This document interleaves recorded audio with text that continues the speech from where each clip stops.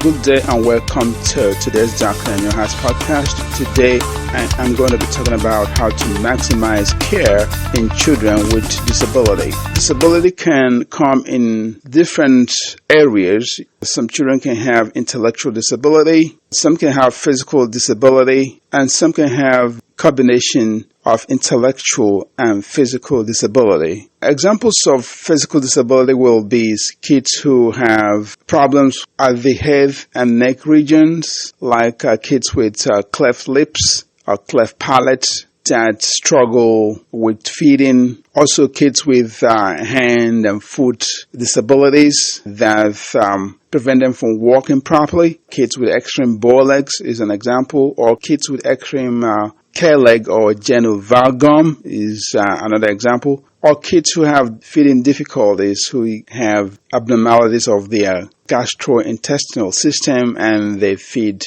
with tubes like what we call orogastric tube. Tubes pass from the mouth to the stomach. Or kids who have gastrostomy tubes, that is tubes inserted into the stomach directly through the abdomen. Or a kid can have a problem with breathing and they have breathing tubes, things like tracheostomy tubes that help children in breathing until the respiratory apparatus could be corrected properly. So there are different types of physical disabilities, hundreds and hundreds of physical disabilities. So this is an example of physical disability. Kids with seizure could come under physical disabilities. Also, there are specific disabilities like a speech disability, a kid who cannot communicate, or language disabilities, kids who have problems using their language, or hearing disability, a kid cannot hear, or visual disabilities, they cannot see. So these are all part of physical disabilities that we see kids. On the other side, there is intellectual disabilities that has to do with brain functions. In other words, the child is unable to understand things around him as expected of a child of that age. These are all intellectual disabilities. The causes of disabilities in children could be congenital. In other words, the kids are born with it. Or it could be acquired. In other words, the kids develop it after birth. Those are broad categories. Children are born with disabilities, or they get disabilities after they're born. Both intellectual disability or physical disability, people could be born with that, or people could get that after they're born. Some of these causes could be through the genes. They could be inherited, like genetic factors. Genetic causes could cause both brain dysfunction or physical dysfunction. Things related to genes, like I said, could cause either intellectual disability or physical disability, or both. There are also intellectual disability and physical disability that occurs after somebody is born or begins in the womb and continues when a child is born. Things like infection in pregnancy could lead to cognitive or intellectual disability, and it can also lead to physical disability. And of course, when a child is born, they continue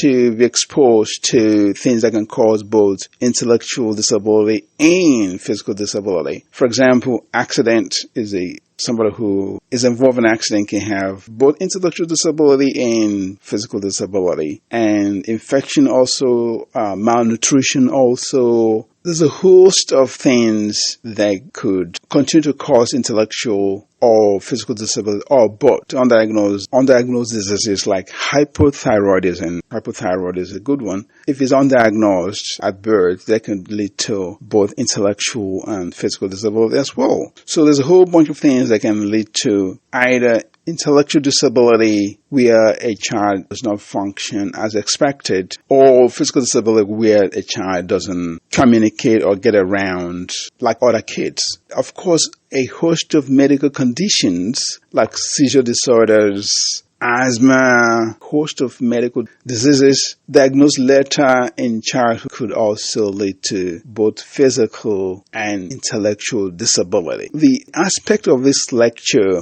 or presentation or podcast is to give the listeners ways to navigate or to help a child with physical disability or mental disability or cognitive disability or intellectual disability. That is actually the main purpose of this podcast. to share with the listeners how to navigate the system, because sometimes it's very difficult for parents to navigate through the system of trying to help their kids with either intellectual disability or physical disability. Now, the most important thing is to be able to recognize this condition early, and to make an early diagnosis. Okay, that's the most important thing, to recognize this condition early and to make diagnosis early. Now, the diagnosis could be made by specialized, at least in the United States where I practice. Diagnosis is either suspected by the primary care doctor, the pediatrician, or suspected by the mother that this child is not developing very well. This child has intellectual disability. The child is not talking. The child is not walking.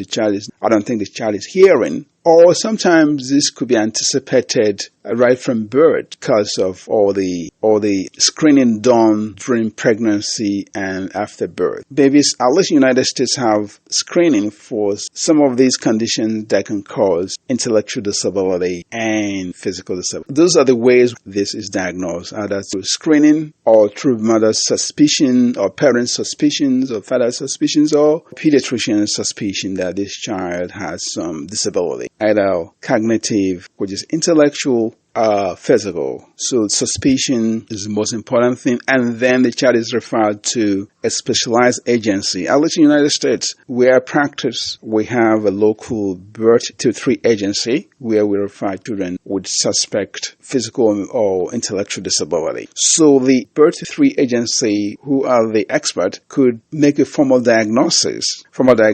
Also, formal diagnosis could be made by, especially if the child is older, by a school psychologist. There's nothing wrong with a school psychologist making that diagnosis, especially an older child who is about 5, 6, who is already in school. Some schools have a psychologist who can make a diagnosis of intellectual disability, especially in things like autism spectrum disorder and attention deficit disorders and so on. So the school psychologist can make a formal diagnosis. Where I practice, there are agencies that specialize in making diagnoses or they're interested in evaluating children for autism disorders, autism spectrum conditions. And parents could also take their kids to these agencies, or the pediatrician can refer the parents or the child to these agencies. Getting a formal diagnosis is very important, and of course, giving the child all they need to succeed, all they need to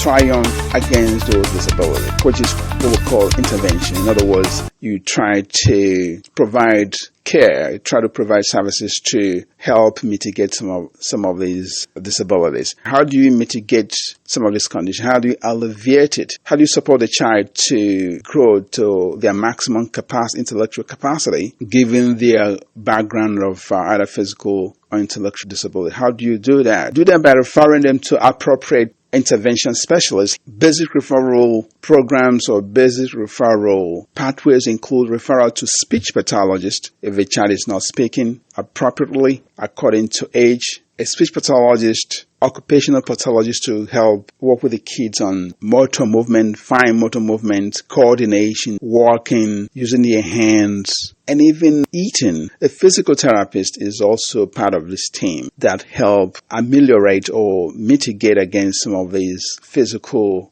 challenges, physical disability in a child. So speech pathologist is part of the solution, especially for a kid who has a speech impediment. Physical therapists, I've referred kids to, for example, who are not working at age, to physical therapists and occupational therapists as well. And of course, kids who have problem with speaking and language impediments, we refer them to speech pathologists to help them with those as well. School is a very important part of this program. Some schools in the United States have time for kids who are in special education, who have challenges, either intellectual challenges or behavioral challenges, and they can allot some hours. They can spend some hours teaching them how to speak, guiding them, and providing speech and language intervention to some of these kids. So the time they spend in school is the time they could use to sharpen their language skills as well. I tell parents to take advantage of that. Some parents like some extra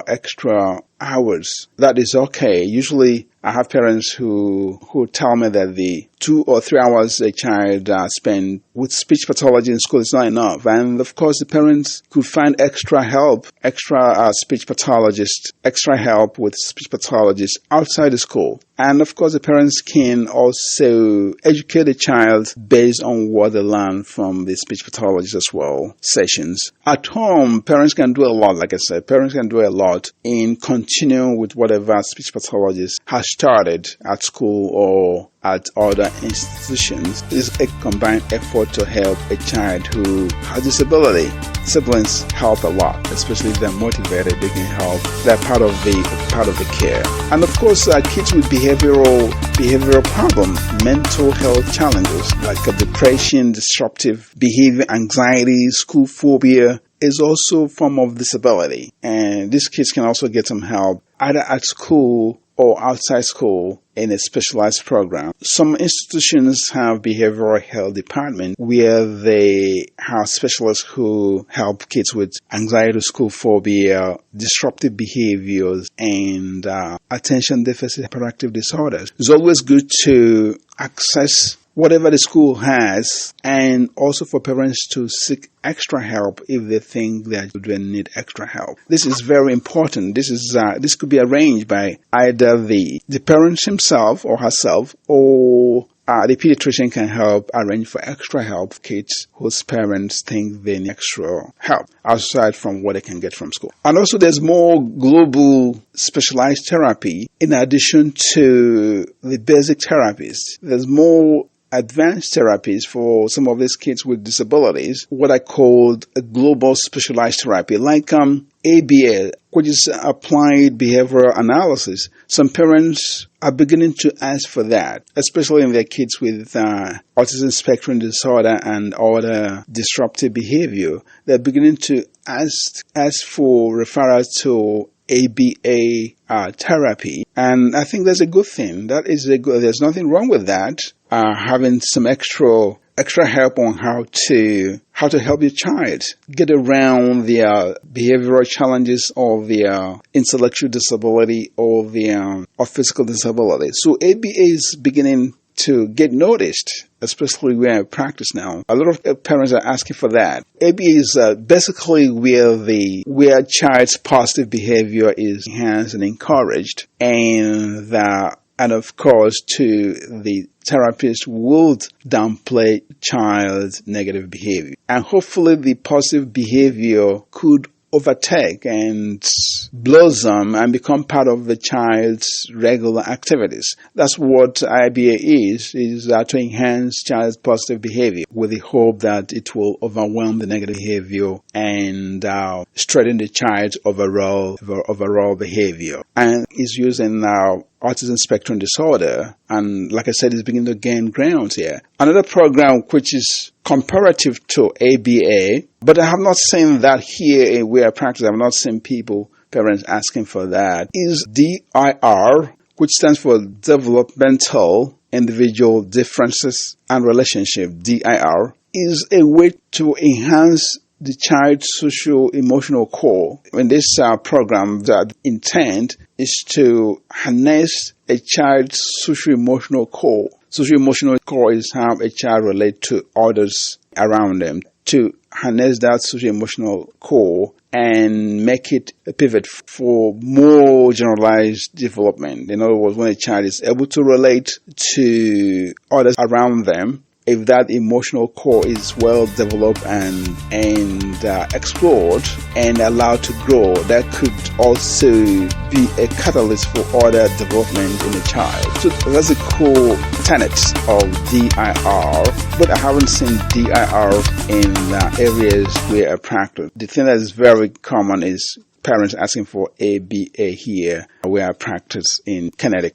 I think parents should, in this day and age, you have to go get it for a child. Parents should be a strong advocate for your kids. Persistent is very important. You have to persist. Whatever you think your child needs to get ahead, you have to persist. So being a very strong advocate for your child is very important, either in school and also Partnering with a social worker for your child is very important because the social worker will navigate you through the system and tell you what is missing in your child's care. Getting a social worker is very important. The downside is parents juggling work and taking care of other kids with attending to this child who has challenges, who has either intellectual challenges or physical challenges. That is actually the problem. A lot of parents are juggling between siblings, work, and of course taking this child who has either intellectual challenges or physical challenges to programs. So sometimes it becomes overwhelming for the parents to do all these things. So that's why it's good to